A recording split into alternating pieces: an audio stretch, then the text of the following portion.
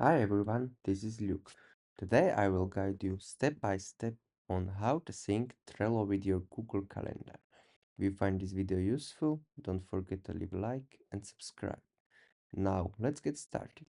First, open your Trello. In the top right corner, you will see Power-Ups with a rocket symbol.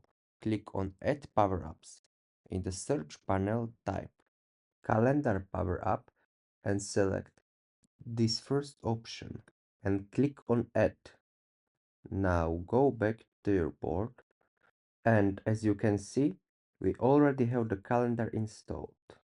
Then, in the top right corner of your board, click the settings icon, enable sync, and copy the link that appears.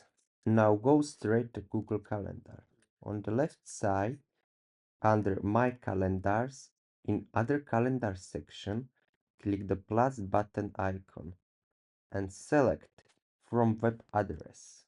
We paste our link copied from Trello in the window that opened. Now go back to your Google Calendar, and as you can see, Trello is now integrated. I hope this tutorial helped you, and that is all for this video. And don't forget to subscribe.